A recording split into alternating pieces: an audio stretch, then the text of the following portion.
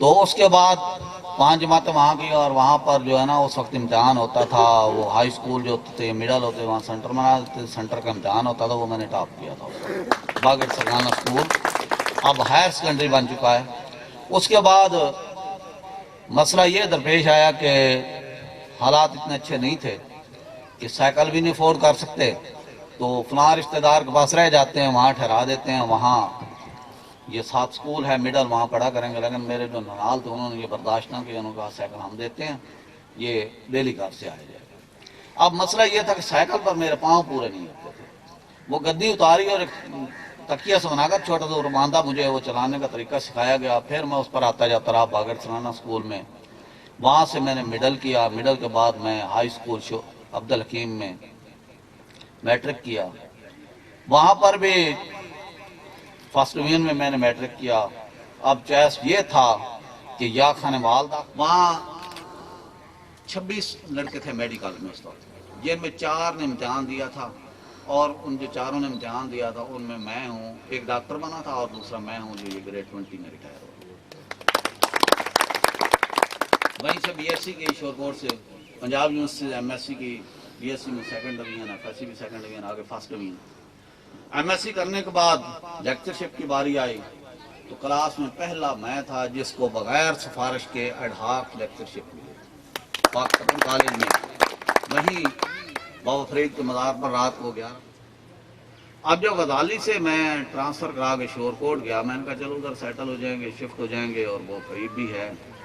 تو وہاں جاتے ہوئے ایک پروفیسر تھے مرحوم رانا ارشد، وہ جس طرح یہ مراد صحیح صاحب بتا رہے ہیں انکوائری کرنے گئے تھے، وہاں ایک محمود صاحب تھے گوئرہ میں، اب بھی ہیں، بالکل ان کی شکل، عقل اور خصلتیں ان کی ملتی جلتی۔ میں وہاں، میرا شروع سے ضمیر گوارا نہیں کرتا، بھوکا رہ لوں گا لیکن میں کسی کے در پر نہیں جاؤں گا۔ میں آج یہاں پر جو ان سے اختلاف ہوا، انہوں نے کہا جی یہ کل یہاں سے پڑھ کر جا رہا، آج ہمیں یہ باتیں کرتا ہے۔ میں نے کہا جی میں ایم ایس سی کر کے آیا ہوں، میں راستے سے بھاگ کر نہیں آیا، یہاں سلیکٹ ہو کر آیا ہوں پبلک سروس کمیشن سے، اور 1st ڈویژن میری ایم ایس سی میں۔ ان سے اختلافات چلتے رہے، شروع میں انہوں نے ٹرائی کی میری، اور میرے ٹرانسفر کی پرپوزل بنوا دی راجن پور کی۔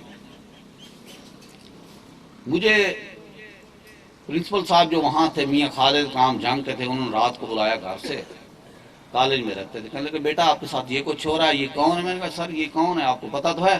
انہوں نے کہا صبح آپ نے لاہور جانا، یہاں نہیں رہنا۔ وہاں آتے تھے ڈپٹی ڈی پی آئی ڈاکٹر محمد مرزا، میں نے جاتے ہی ان کو نام بتایا کہ محمد نواز جناح شد، اچھا آپ شور کوٹ سے ہیں، پروفیسر ہیں، باٹنی کے بدماش ہیں، یہ پتہ نہیں انہوں نے کتنے الزام میرے اوپر گروا دیے، پرنسپل کے ساتھ یہ کرتے ہیں، سٹاف کے ساتھ یہ کرتے ہیں، اینٹی اسٹیٹ ہیں، اینٹی گورنمنٹ ہیں، اینٹی اسلام، پتنی کیا کیا میرے اوپر الزام تھے۔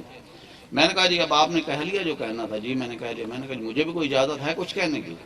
جی کہیں کیا کہنا چاہتے ہیں؟ ڈاکٹر محمد مرزا تھے، وہ ایسے ہی بولتے تھے، اور میں نے دیکھا تھا بڑے بڑے سینئر لوگ آتے ہیں ان کی بےعزتی کر دیتے ہیں۔ میں نے محمد سعید کو اس طرح کہا، یہاں کالج میں پرنسپل رہے ہیں جنگ میں، ان کا نام ادھر لکھا ہوا ہے۔ تو ان سے ہو کر آئے واپس، تو مجھے کہنے لگے بیٹا اب آپ چلے جائیں شور کوٹ، آپ کو ہمارے ہوتے ہوئے کوئی ہلا نہیں سکتا، ہمیں حقائق کا پتہ چل گیا۔